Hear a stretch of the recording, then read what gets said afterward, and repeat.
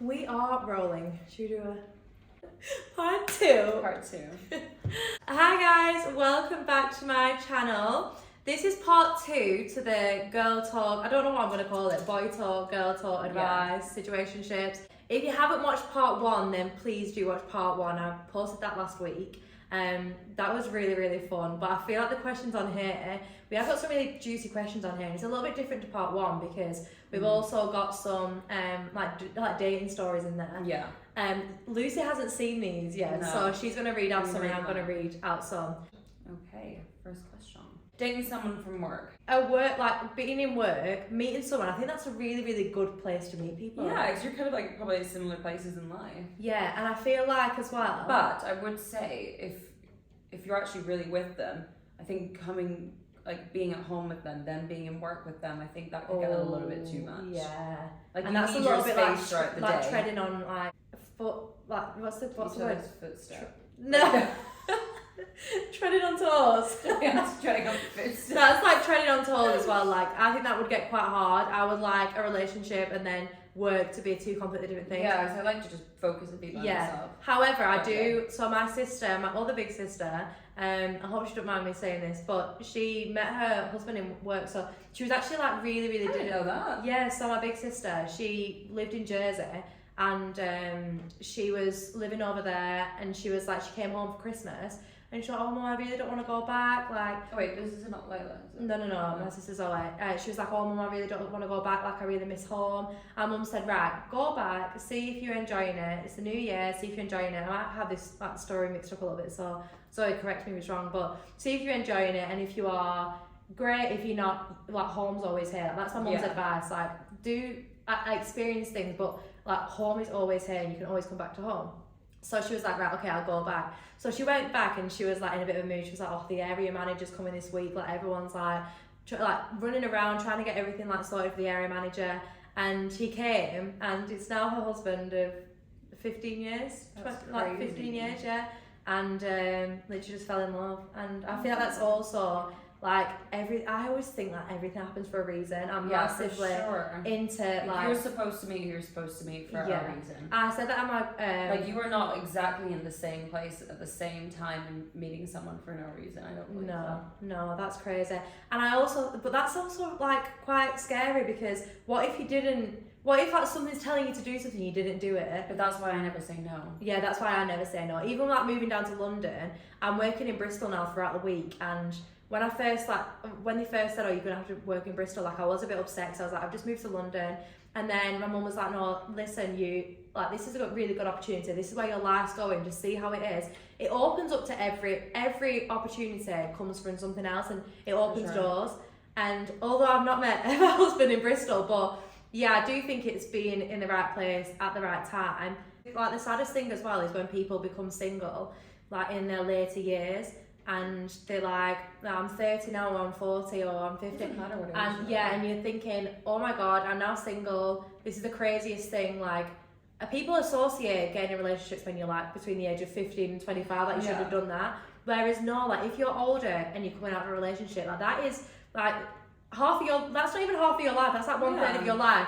You've had it with that person, amazing. You've got amazing memories, probably got kids with them, probably had all these amazing adventures. And now it's the next person, and like there's more than one person that should be in your life, and there's more than one love.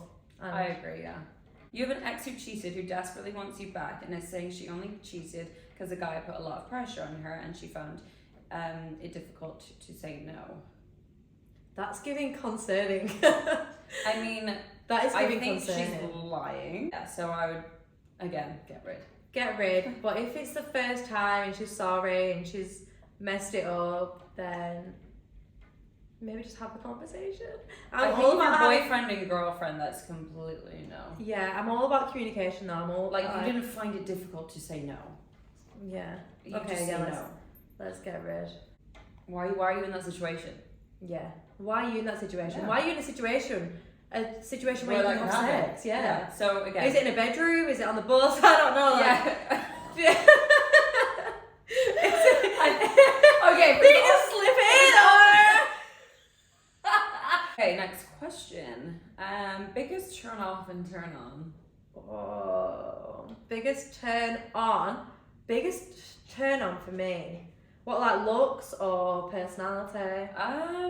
Okay, one for me is eye contact. Yeah, what if some ugly monster's like? What if somebody little was like? Why little? No, that's not a turn on. I'll be like creep. No, like, it like, depends. I literally like sent out. It depends. Like a guy in a bus Imagine a guy in a sex Let's just guys, no matter who you are, 70, 80, just look at her in the eyes and it'll be all over. No, I get what you mean. I mean, though, like someone you like, then that is a turn on for me. Yeah, for me, the biggest turn on is someone who is really assertive and someone who, like, if we're out in a group, like, he wants to be next to me or he wants to, like, hold my hand or, like, say, like, baby, you okay? Like, what do you want to drink? What do you want to food? Like, you okay? Like, just reassuring, like, you're with me. Right. Like, Yeah. I've had it so many times where I've been, like, either seeing a guy or had, like, a situationship.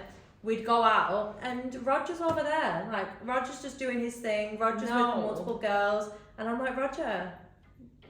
Please tell me you've never dated Roger. Sorry for all the Rogers out there.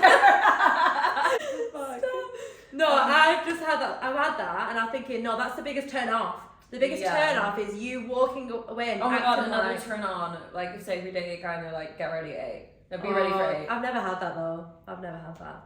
I've never had a guy say, be ready, I'm sending you a car, I'm coming to pick you up. Like, where are those guys? Do they exist? And I think it's nice as well. Like, girls obviously like cute, thoughtful gifts and like flowers and stuff. But if you have to ask, for it, like just do it. I like when guys just like just do those things and you don't have to ask. Yeah, I get that. I would say my biggest, so that would be a turn off. But my biggest turn off is someone who's like too full of themselves.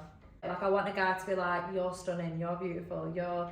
Do you know what I mean? Like, build me up a little bit. Feel like they're lucky to have me. Yeah. I don't want a guy that thinks that I'm lucky to have them. Oh yeah. Yeah, that's my biggest turn off. No. Feeling out of like your depth or not knowing where you stand with somebody. Oh my god, that's the worst thing. The worst thing. No. What do you do if you're getting to know a girl and she says she's speaking to multiple guys, but likes you the best so far? So this were a guy that asked this, and then a guy actually DM'd me and told the guy what to do. Okay. So he said, so a guy replied to that and said, I've got an answer to this one. you keep it calm, smash, this is the guy's perspective, and see if you're still feeling her the same. And then he said, we like our women to lie and play it cute in the beginning. We all know that before a girl is wife, she can be speaking to or dating more than one person, but we don't want to know that. I think if you really like her, and obviously it depends how long you've been seeing her for, but I think But like he said though, guys don't want to know that. Like, why is she dating multiple people? I suppose Because she doesn't think. some people do that just so they like if they don't get hurt. You know, you can't put all. Sometimes you can't put all your eggs into one basket. Oh my god, I do though. I do as well. If I'm seeing somebody, I can only. I'm tunnel vision. I know when I know when I like someone because then I'd cut everyone off. And if I'm speaking to multiple guys, it's because probably don't see any potential. I'm just trying to waste time. Exactly. So yeah, have the conversation. It is kind of hard when you put all your eggs in one basket because that's opening up. But then put your eggs in one basket. If it doesn't Vulnerable. work, then like cut it off. Yeah. Okay, should you offer to pay on the first date? So I think you should offer, but I don't think he should accept. On a first date, at least, a guy should be paying. Yeah, and especially if he's invited you out. I'm not saying like every time. Like, say if you've been out quite a few times, like I think it's fair. Like say get a round of drinks or something like that. And if you're only doing one thing when there's one bill, he should pay it. If you're going for dinner, and then you're going to like play like crazy golf or a bar, or I'd pay then that. like or the girl pays like cinema, or I feel like that in relationships. Yeah, like I've been on dates and like they paid for dinner and then we went for like a drink after and like I've paid. Yeah, and I feel like in relationships as well, it should be like that. Like some of my friends, like girlfriends, the guy pays everything, and that's crazy to me. Like if you're gonna ask someone on a date, you want to be treated, you want to be looked after, and I think again, like getting off on the right foot. If you're gonna let me pay for my own dinner, that's not a date, that's friends. Like we're not on a date, we've just gone for food as friends. Yeah, like I think my friend basically said that she went on a date and like the date didn't go very well, so that's why they halved it. Yeah. But I still think at the end of the day, he's invited you there. Yeah. Grow up and pay the bill. Yeah, okay. But yeah, you can, offering is fine. What do you do when you've spoke to someone for 5 months and they won't pull their finger out? Have the conversation. Have the conversation. I know the girl that asked this, so basically she's been speaking to a guy for months and months and months. What's she wanting commitment? Every time he comes down to London, he doesn't see her, so he's not from London, he's from somewhere else. He doesn't see her. He doesn't, like, he'll come to like the football or something like that, he doesn't see her. Every time she goes to the place that he lives, every time she goes to the place that he lives, they don't see each other, but they're still talking, So they're FaceTiming, they're texting. It's like a pen pal. Sounds like he's got a girlfriend or something. Yeah, or he might just not be interested like that. Yeah. Or I think at the end of the day, guys will do what they want to do. Yeah, that is a massive thing. We'll do it. Don't make excuses like, oh, they're busy, like I'm busy, or like I'm doing this or that. If someone wants to do something, they'll do it. Yeah, 100%. Yeah, and if he's obviously doesn't want to see you that much or doesn't have the feelings for you that much to want to come and see you. Because for me, if I'm speaking to someone and I'm getting invested, I want to see them to take it to the next level. It's never going to go past a certain level when you're only talking on text or FaceTime. Yeah, exactly. Like, that's like stunting the growth of the relationship. Yeah, you need to like progress. But so if in that situation, I would put it out there. I'd say, right, I'm coming up to you this weekend, or you're coming down here, see me, or we're deading it off. Yeah. Do you think the box theory is true? I don't even know what that is. So the box theory is, so they say that a guy, when he meets a girl, he puts you into one of 3 boxes? This might not be quite accurate, but this is like around about the way. It puts you into like 3 boxes, so it's that kind of like someone who is not going to take seriously, someone who is going to sleep with, and then someone who is going to take seriously. And no matter what box, like if he, as soon as he puts you into that box, no matter what you do or what happens, you're not moving boxes.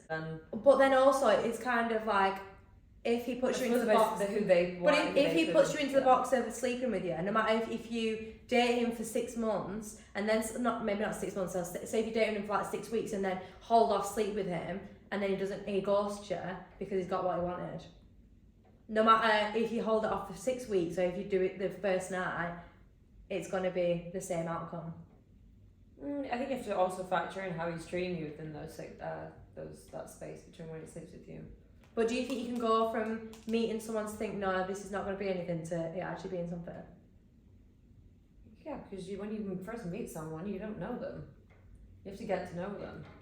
And also, if you're getting to know them and he's not acting how he should, then that's obvious. He's only looking for So you think you can go from just wanting to have sex with a girl to then wifing her? Yeah, if he likes her and he gets to know her. I don't think so. Why? I think if a girl puts out too quick and he hasn't even got to know you, of course. But then I think if you're wanting to make a girl, if you wanted to take someone seriously and you smash on the first date, I don't know why I'm saying smash, I really don't say smash. Yeah, why don't you say smash? I've got that from the other thing, like, why are we talking like, guys, if you smash the first date, just smash her, I never see what happens. Make love. Smash it in the hole. If you're gonna fuck her, if you're gonna have sex with somebody on the first date, like, do you think first date? No, but do you think? Using you. But do you think you could have sex with someone on the first date and it could become a relationship? I've got friends. Yeah, I've got surely, friends. like girls, like on here, like girls or guys. Have you ever slept with someone on the first date or the first time you've met and you're now married with kids? I do know a lot of people that like that. Yeah. I suppose it just happens. If you like someone, you like someone. If you want to see them, you want to see them. So the box just depends. So the box theory, what do we think? Or do we think it's not true? Yeah, I do think that's kind of true. And that would also explain a lot of things. Like, if you like a guy and you think you're confused, maybe this will put our mind at rest. If you're confused with a guy and then you sleep with him and you feel that's the reason why, but you just got what you wanted, and no matter what you would have done, it might not have worked out. So girls, don't be too hard on yourself in those situations, because it might just be from the outset, he might have made his mind. To poo or not to poo? Is it acceptable for them to know you do it or what? I think on this, I think it depends on the guy and the situation. The one thing that I really don't like in a guy, and you will echo this, I know you're going to agree, when he like says he's going to poo, or when he says he's going to, like farts in front of you or something, like, I hate that, like, I hate that. Why do you need to announce it? Like, just go into the other toilet. But then I also think there's kind of needs to be a line where you are comfortable with it, because like in my last relationship, like I didn't know when he was pooing, he didn't know when I was pooing, like years and years later. I just think like to keep that kind of like, obviously like you both do it and you can have like conversations about it, but like you don't, I would never like announce I'm gonna go for a shit. Like that's horrible. Disgusting, and like I feel like it almost like kind of takes like the sexual connection away when you kind of get like a bit like too comfortable in that way. Yeah. There was one time where I was really struggling with my skin with my ex-boyfriend, and I went to dermatologist and I got put on these like tablets for it, and I should have been taking 2 tablets a day, but I was taking 4 tablets a day by accident, and they were really strong tablets, and this sounds really disgusting, but it was making me go to the toilet quite a lot. And when I went to the toilet, like this was like full on water, like, do you know what I mean? Like not pleasant toilet time. So I was at his house, and he lived with like his sisters and his mum were there, and they had like one toilet, and everyone was in the house, like 5 of them. And I just like when someone was in the toilet, you knew that they were in the toilet. This time I actually had to drive to Tesco's. I had to hold it in. I literally drove to Tesco's, parked up in Tesco's, and I had to shoot to Tesco's to let it all out because I couldn't do it in the house. Honestly, I was sweating, like it was the worst thing ever, and that was my situation, and I could not like when there's a toilet and people can hear what's happening, like that is a complete no-go. Complete no-go. Get the tap on though. No, but what if it's worse than that? Like, what if? And I think as well, when you put the tap on, it's even worse. It makes it even worse. Like, you know that something's going on. If you're putting the tap on and like, making noise like that, like, you know what's happening. Just like, do you know what I mean? Or say you're going for a shower. Oh, see, even the shower dogs, I feel like you can hear it over the shower, and it's just like more embarrassing. No, how can you hear it if it's just like a normal? You just put like literal at the bottom of the toilet so it does it. Oh my god. Have you ever done that? I do it every time. So at that, we are going to close the video off because I feel like it's just going on forever. We still have questions, so let us know if you would like a part. It's going to be part 3 now. We've done part 1 and 2. Let us know if you would like part 3 and if you have enjoyed it. Also, please let us know what kind of questions you like biggest icks or advice or girl code, boy code. We didn't do many girl codes, so maybe we could do that. Or maybe story time. Like, do you want to hear stories? That's fun, isn't it? That's quite fun. So let us know what you enjoyed most out of the video. And like I said, this is part 2, so please watch part 1, which I posted last week, and let us know if you would like to see part 3.